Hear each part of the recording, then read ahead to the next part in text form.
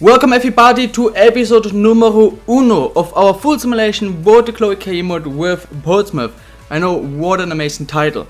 Yes guys, this is indeed gonna be a post-commentary series. I normally don't do post-commentary because I don't enjoy it. But I think first of all it's gonna be a lot better and easier for me to make these videos with post-commentary, and second of all it's gonna be a lot more enjoyable for you guys. So this is gonna be indeed a post-commentary series. Alright, of course, episode numero uno, what we're gonna do today therefore is we go through the first half of season 1. We're gonna start with the transfer window, then talk about games, end it with an important question about something you will see then, and of course with a squad report. We're gonna start with like the money we get through. Before we talk about who we sign, I first want to show you how much money I had to sign players and why. So you know the starting budget was 1.2 million pounds. And the wage budget was £20,000 a week. As you guys know, there are two ways to increase the wage and transfer budget, and these are first of all through selling and loaning out players, and second of all through the pre-season tournament and the prize money. So first of all I will talk about who we sold and signed, and then I will talk about the pre-season tournament, the money we got. We'll show you how much money in total I had, and then I will talk about who we did sign. Here you can see our transfer and loan listed players, and you can see only 5 and only 1 player we are actually giving away. Only 1 player on the transfer list. Well, there are two main reasons for that. First of all, as you can see in the top right, there are only 28 players in your squad, which is really small. We have a very thin squad, and a lot of positions we don't even have enough players. The only 2 positions where we have enough are mainly the striker and goalkeeper. Also we have 1 right back we can maybe give away, because also I want to sign a right back, but mainly we talk about the striker and goalkeeper position. The second problem is the 4 players I have on the loan list here are all players I actually want to sell, but they recently joined. So only 5 players I actually want to get out, and 4 of them recently joined, so only 1 player I can actually put on the transfer list. 4 of them I can only put on the loan list, or the other ones I do need. These are the bad news, but there are some good news too, and these good news are that at least we were indeed able to get all these 5 players out. All the 4 players we want to loan out, we did get a loan offer for them, or the 1 player we wanted to sell, we were able to sell. And I want to ask you real quick, this thing here that you can now see, would you like it, or would you prefer if I just show you normally just in the menu we got the transfer offer, we see what it is, we accept it? Or would you like me to prefer this? This is a big question. I want to please ask you in the comments, what exactly would you prefer? It's not too difficult for me to do this. It takes a bit longer of course, but it's not that difficult. So if you like it, I can do it every time. If you don't like it, I will just make it as I always did, by just showing you the transfer offer in the menu. As you can see in the bottom, transfer budget gone up by 110,000 of course, the wage budget by around £2,000 a week. Why the transfer budget, of course you know, we sold them for 150, you don't get 100%, we did get I think like 60. Wait, it's a lot more, but who cares. But basically that was the first way we were able to improve our transfer budget. Not too lot, but especially the wage budget. 2,000 is not too bad. We increased it by 10%, so it's at least something. The second way, of course, to get more money to add something to our transfer wage budget was through the pre-season tournament. In the bottom right, you were able to see our group. Not the most difficult group, Oden's probably the best team in here, but they're also not too amazing. So I was definitely looking forward to this and was very sure that we would quite easily go through this group. And I was actually, if I looked at all the teams, quite confident that we can get all the money. And as you can see, we did indeed start off with a win against Oden's Biki, the most difficult team in my opinion. The next game was against Amiens. I thought, okay, probably maybe a draw, but probably an easy win. First team again. Well, it's not too bad, but also we were so close to winning, so I'm not perfectly happy. And then the third game against Zwolle, and at that point we had 4 points, Zwolle had 4 points, the other 2 teams had 1 point, so a draw we would have been second, a win we would have been first, and we would have to lose, and one of the teams would have to win. And we did lose, and as I can tell you guys, it actually did happen. Maybe for the first time in any game mode on YouTube I've ever done, that actually my team was not able to go through the freaking group stage of a pre-season tournament. So we got a little bit less than $500,000, and that leaves us in total with a transfer budget of basically let's say 2.1 million pounds. A slight increase, not too much, but it's at least something. But especially the wage budget has gone up a bit at least. So we were able to at least increase it by a bit. Not too much, but at least something. Now of course the question is, who did we sign? And I told you the most important position, or the 3 position I really want to sign somebody, is the goalkeeper position. We have a few goalkeepers, but nobody really good. We have the right back position, because right now we're using a right mid and we don't really have a good backup. And the CDM position, because we do actually only have one CDM in the whole squad, so we really do need somebody. The first decision I had to do was between these two. Christian Früchtl from Bayern, actually never heard from him before, but he actually has some decent potential. And Svilla, who I think is quite well known. Well, I actually wanted to go for Früchtl because first of all I thought it would be more realistic. He's playing for Bayern, probably has no chance there, and there are a lot of like German talents or talents in Germany going to the English leagues, the 3rd, 4th league, if they're not able to really do it, especially younger stars for the Bundesliga teams.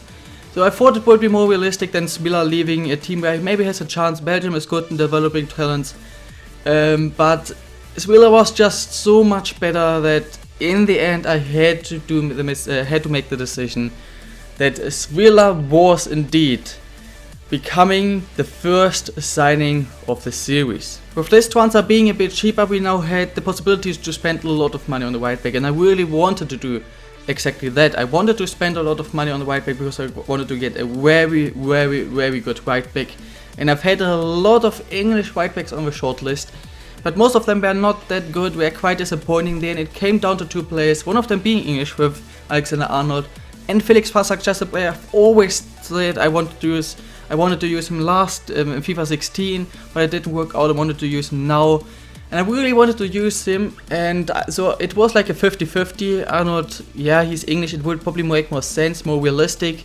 Passak, though, a player I really wanted to try out. There was one main difference between them though, and that was that Passak was indeed a lot cheaper. We were able to get Passak for 1.5. For Alexander-Arnold we had to spend 1.8, and he was asking for almost just 50% of the wages Arnold was asking for. Arnold was asking for 18k, he just for 10. So he was a lot cheaper, and this is why in the end, guys, Felix Passak became the second signing in the series. Now of course there was only one position left, but I wasn't really able to make a transfer there, at least in the start, because there was only one very interesting player. Like this one player I really wanted, this is Calvin Phillips. He was a bit expensive, but he was really that player I wanted. And I did make an offer, and Wigan Athletic made him an offer. Well, and he decided to reject ours and join Wigan Athletic. And at that point, I was scouting a lot. I was not really finding anybody. He was the only player I really found in FIFA that I would say was realistic, like a kind of realistic transfer, would be available for us, affordable, and would have potential, would be just interesting. And this one player just, even though the club accepted our transfer offer, decided to reject our offer and go to Wigan Athletic. So this is why at that point I only had 2 transfers, and there wasn't another transfer for now, and it took a long time until we even found anybody who might be interesting. Which is why we're gonna have a quick break from that transfers and will now talk about something. I got this message, and I did buy a youth scout, Scout Future Star thing from the catalog, and actually did buy it after I started the save, which was very surprising. I actually didn't think that, but now we had this dude Jordan Wilson, who had some incredible stats. Look at some of the stats: high 80s, 90s, an amazing centimeter cam player, 15 years old, very high rated, especially for the squad. 64 is very good. His potential for some reason though very bad, and I was very surprised because I've never seen such a low potential on a Scout Future Star. I was very disappointed by that. But I thought, for now we could just keep it in, and we'll maybe see if he improves, and if he's if he's interesting, I would ask you guys what I should do with him. And I will come back to him in a few minutes. First of all though, we were now in the 2nd month of the transfer window. We were in August, and now the game started, and as you can see, we had these following games in this month, in this first month of the series, the first real month with the first few games. And now we're gonna start going through these games. So we had first of all a game against Blackpool away, and we did start off with a nice 3-1 win. Passak did score too. So first game for Portsmouth, straight away a goal. Our first home game was against Chesterfield. Not sure why this happened. I mean, it was our second choice team, but it's still a very disappointing loss. Next up, a home game against Wycombe.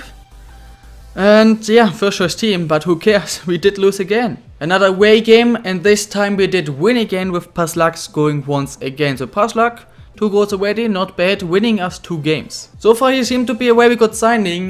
Next home game, and we did lose again. Not sure why, but I think so far the home fans didn't really like me, because at home we almost always lost for some reason, don't know.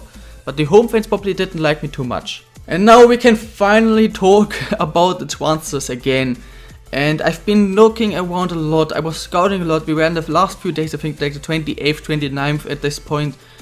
And there were basically only 2 players who were kinda interesting, kinda affordable. And these were Lacazette from Munich, and of course on Bayern, but 1860 or whatever you say that in English, how to pronounce it in English. And Manning, I've never heard before, from QPR. And I've been looking and really comparing them a lot, but in the end I decided, you know what?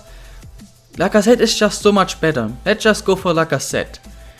Well, the problem with that is, here as you can see, I want to do it, and it says I don't have enough money to do it, which doesn't really make sense, because I was able to make the transfer offer, and I was also able to make him a contract offer, and with adjusting OBJ was able at that point to make a transfer.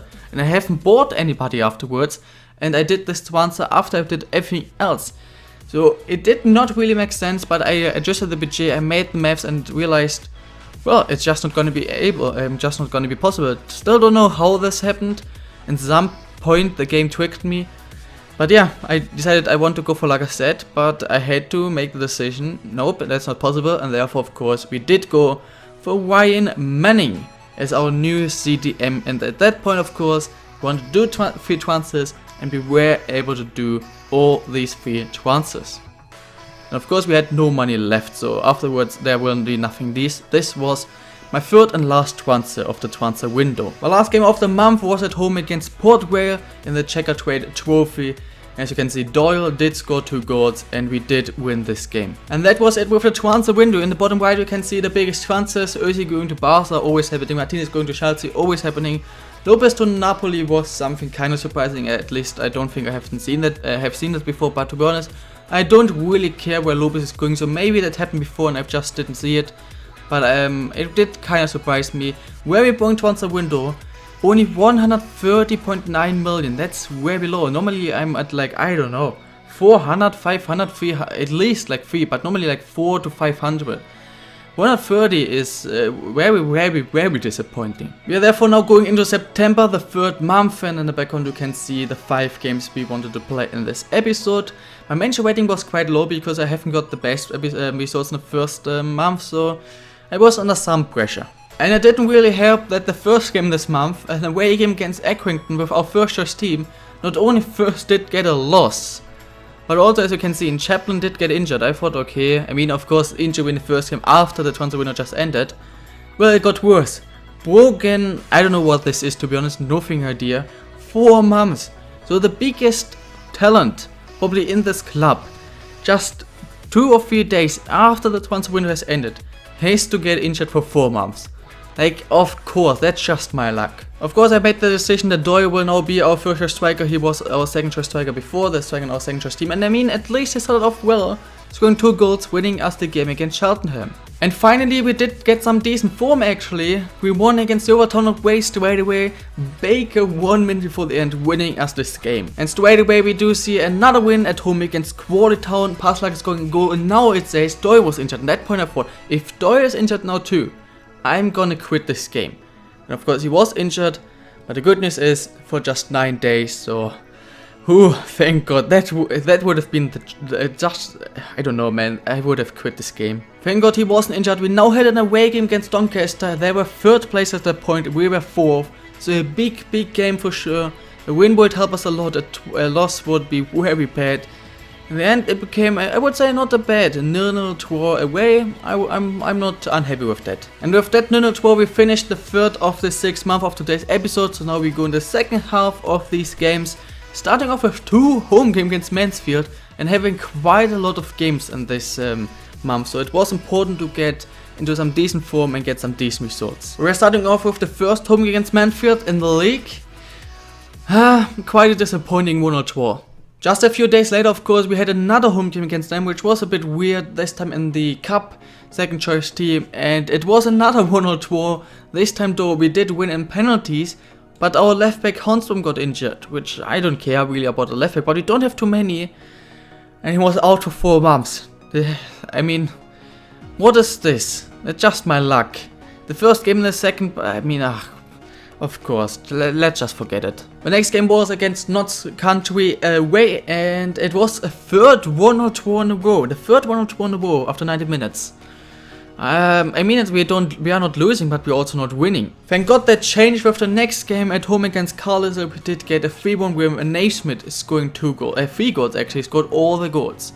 Good job. But if you thought we could now get in some decent form, well, I don't know why, but they were down 1 man after 41 minutes and we still managed to lose this game. But now guys, first game, away against Cambridge United, 1-0 win. Next up, at home against Barnet, 4-1 win, Doyle scoring 3 goals. We are now going into the second last month of today's episode, November. We are this time playing against Leyton Orient twice, once in the Cup, once in the league. The other games also not too bad. We play against Plymouth, who were first place in the start of this month. The first game, of course, in the Cup, and I would say it's still a good result. It was, of course, stupid. It was another 1-0 draw after 90 minutes, but I'm not unhappy with this result, just because, well, I just don't care about the Jacket Trade Trophy. I really don't care, so I was happy to get knocked out, to concentrate a bit more on the league. We got 2 wins the last 2 league games. Can we keep this running? Yes, we were able to. Paslak scoring another 3-0 win against Luton Town. Next up, a home game against Morecambe. Boom, straight away another 3-0. Paslak again scoring twice. What is going on with Paslak? He is just keeping scoring and scoring and scoring. Next up, we had Leyton Orient again, this time away. Again with our second choice team, so you would probably not expect too much. But boom, another win. 5 wins in a row in the league. Not too bad. And the next game against Exeter City. We were third, we were second. A huge game. Expected maybe another draw. Well, 4-0, what can you say about that? Because of 6 wins in a row, we were certainly second place, only 1 point behind Plymouth, who were still first place. I would have accepted draw, and we do win with Paslak once again, scoring 2 goals. 7 wins in a row in the league. And we did climb up and got first place for the first time in this season, and therefore the series. What a way to end November. We are now going into the last month of this episode. We're starting off with a cup game in the FA Cup and having some interesting games, playing against Crewe Alexandra this time twice. So I think in every month yet we have played against at least one team twice. What the fuck? First of all, the FA Cup game, quite important because the board wants me to reach the round of 16 or something. Another 1-0 draw. We get a lot of 1-0 draws, to be honest, but yeah, okay, there is of course therefore gonna be a replay still this month. First of all, though, a home game against Hartlepool, and we did get the 8th win in a row in the league. Roberts with both goals. The replay against Scunthorpe, and this time an easy 2-0 win. Can we get 9 wins in a row in the league? Playing against Crewe Alexandra for the first time this month and winning 2-0. And who would have said, I mean, Paslak with 2 words. What can you say? This dude just keeps scoring and scoring and scoring. And then we got this nice message. Connor Chaplin was back from his injury. He wasn't fit, so in the next game I will have to use Doyle again.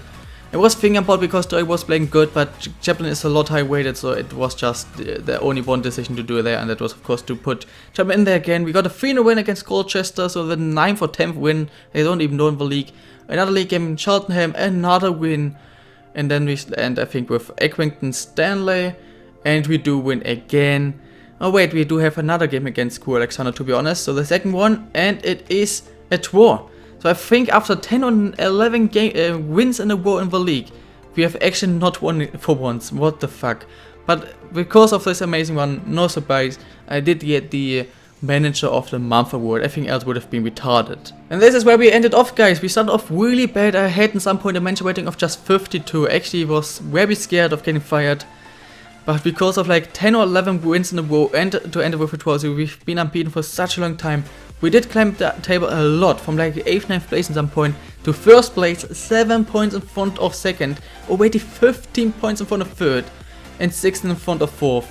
So we've basically 20 games before that we are basically already promoted, and we have a big chance to get the first place too. We have by far the most wins, the least losses, by far the best attack, by far the best defense. Our goal is so much better than everybody else. We are just dominating. And now, guys, in the background you can see the squad report. I first made a run through just showing you the stats, and then another run through showing you the growth and the technical attributes and all the attributes. The most interesting thing in my opinion definitely has to be, first of all, I mean there are two very amazing things in here. First of all, the quote from our goalie, and second of all, Paslak has already 12 goals and 2 assists. I think he's even the best goal scorer. He has scored a lot of goals. I think he played 24 games, 12 goals, 2 assists. That's freaking amazing. I don't know why he's a white pick, but he had like three or 4 games where he has scored 2 goals, and he is just keeping on scoring. He is our by far best goal scorer, and probably the best goal scorer in the league, scoring 50% of the games he has played in, getting 2 assists too. I don't know what it is with him, but he is just performing freaking amazingly. But yeah, I will just show you the rest here with fast, the core from everything. Yeah, some are wild core in the team, but most players are actually quite old, so the only players who really gone up a lot are the players that I have trained, which are of course Chaplin and the signings, but Chaplin has been injured, so basically the main players that have gone up were the signings, and there's one center back who is actually an 80 plus potential, that's why I decided to train him. Alright, and the London players have gone up a bit, to be honest too, so yeah, some decent growth, some decent stats, not bad. And then the last thing we're gonna talk about is this dude. Again, you can see he is still very high rated, but still just 64. His potential is extremely bad. He still has some amazing stats. I don't know why he has such a bad potential. But I would ask you right now, please, to tell me in the top right, what should I do with him? Sign him up, because he will hit the 16 years in the next episode. Or leave him in there, or just reject him and never sign him up because he's not good enough, or you don't think that it would make sense, this series, because he wasn't planned. It wasn't planned that we have him on our youth squad. And yeah, this is it, then, gentlemen. I would like to hear from you guys in the comments, please. How did you find this video with the post commentary, with the just where I talked about the transfer budget and the transfers, the players that left us, the players we signed and stuff. Where I showed you this like yeah, quick resumes basically on this one screen. If you liked it or if you dislike that, and the whole thing, if you liked it or not, because I'm not doing that often. I will improve. I would just like to hear what I could do better and what is very good and I should keep doing.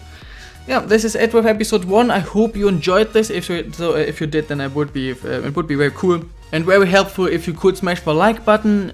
If you're looking forward to the next episode, again, will be out in like a week. You have some time to tell me what I should change until then. I don't really have the money to make transfers, or at least not like just a signing. So if you want me to make a swap deal, want me to maybe, I don't know, if you would like me to do something, just tell me.